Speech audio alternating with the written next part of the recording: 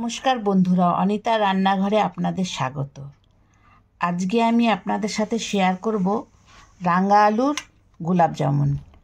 এই রাঙা আলুগুলোকে আমি আগে ধুয়ে টুয়ে সিদ্ধ করে নিয়েছি। এবার এগুলোকে ছিলে নেব। উপরে চামড়াগুলো আস্তে আস্তে করে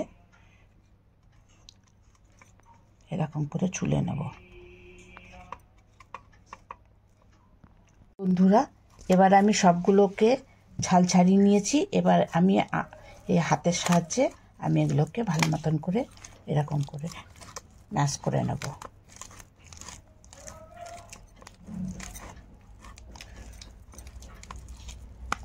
একদম ভালো করে করলে ভালো হবে। আর আপনারা এটা গ্রেটার দিয়েও করতে পারেন, কিন্তু আমি হাত দিয়ে করে নিচ্ছি।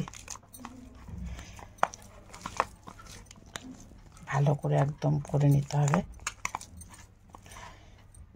এবার এর সাথে 2 চামচ আমি ময়দা দিলাম। আর আমি এটা গোলাপ জামুন বানাবো। আর এর মধ্যে 2 চামচ মিল্ক পাউডার দিয়ে দিলাম, গুঁড়ো দুধ। আর এর মধ্যে 2 চামচ সুজি দিয়ে দিলাম। দিয়ে এটাকে ভালো করে মেখে নিতে হবে।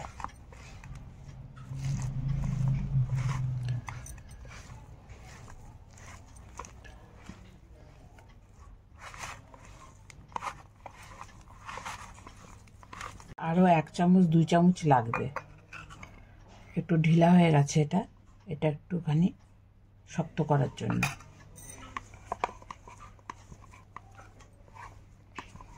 ভালো করে মেখে নিচ্ছি। বন্ধুরা, আমি এরকম করে মেখে আধা ঘন্টার জন্য রেখে দেবো রেস্টে। এই সুজিটা তাহলে ফুলে যাবে, তো এর সাথে মিশে যাবে ভালোভাবে। বন্ধুরা, এবার আমি উঠিয়ে নিলাম এটা। এবার একটুখানি এটাকে মেখে নেব।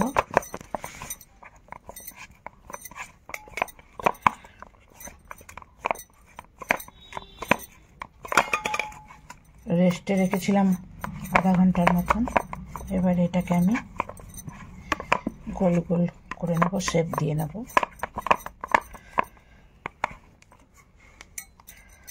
আগে একটুখানি ঘি নিয়ে নিচ্ছি হাতে।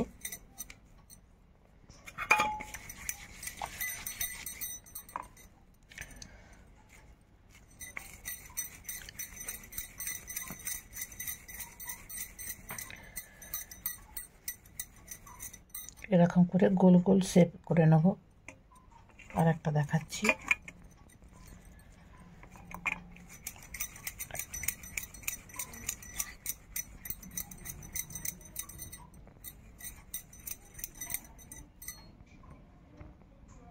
এরকম করে সবগুলো গোল করে নেব আমি।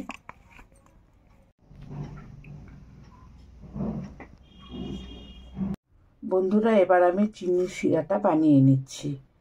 এতটা চিনি দিয়েছি আমি, প্রায় 1 বাটির কাছাকাছি।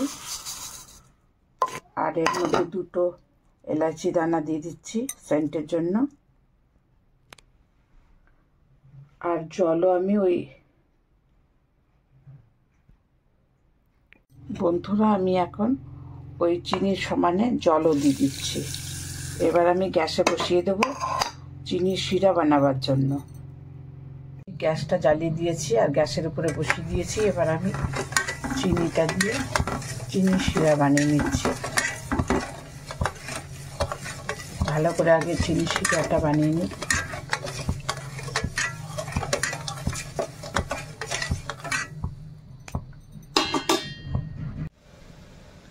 বন্ধুরা, চিনির শিরাটা হয়ে গেছে আমার।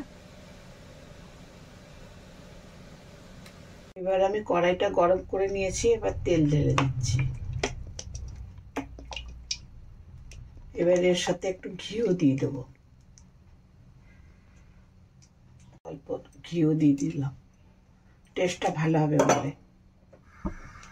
এবার বন্ধুরা, এটা হালকা হালকা একটু গরম হয়েছে। আমি এখন থেকেই ছেড়ে দেবো আস্তে আস্তে করে সবগুলো।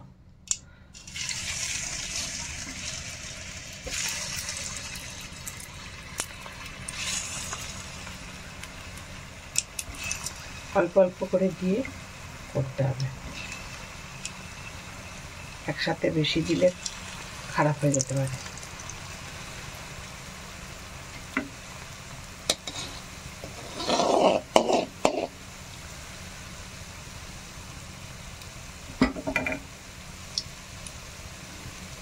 আস্তে আস্তে করে এরকম করে একটু কড়াইটা একটু হিলিয়ে দিলেই হবে, সব জায়গায় তেলটা লেগে যাবে তাহলে।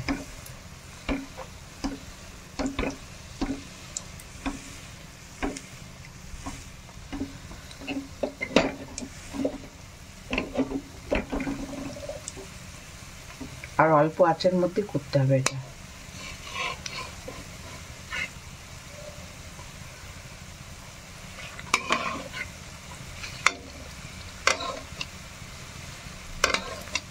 আস্তে আস্তে করে এপাশ এপাশ উঠিয়ে দিতে হবে।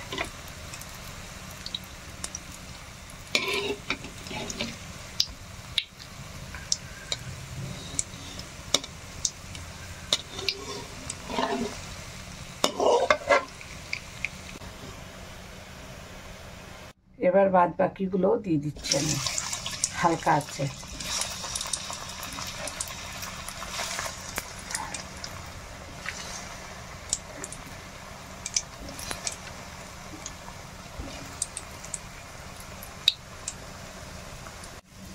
এবার এগুলো একটুখানি আস্তে আস্তে করে হিলিয়ে দেবো, নাড়বো না, না তবে ভেঙে যেতে পারে।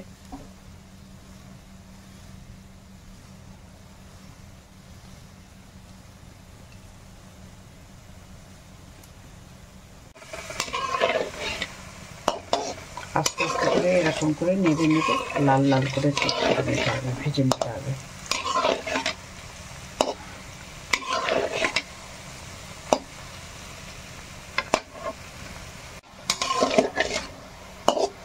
এগুলো আমার ভাজা হয়ে গেছে, বলগুলো, রাঙা আলুর বলগুলো আমার ভাজা হয়ে গেছে। এবার আমি এগুলোকে তুলে চিনি শিরাতে দিয়ে দেবো। আর একটু করে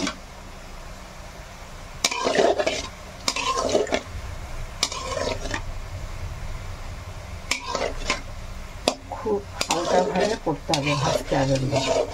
আর ধিমি আছে একটুখানি করলেই ভালো, তাহলে ভিতর থেকে কাঁচা থাকবে না, ভালো মতন করে সিদ্ধ হবে।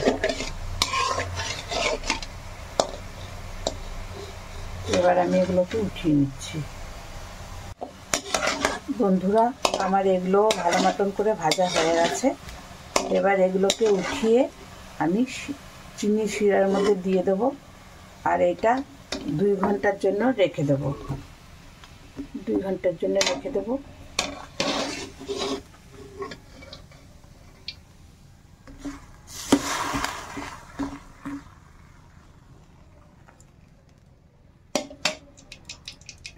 বন্ধুরা, আমার রেসিপিটা হয়ে গেছে।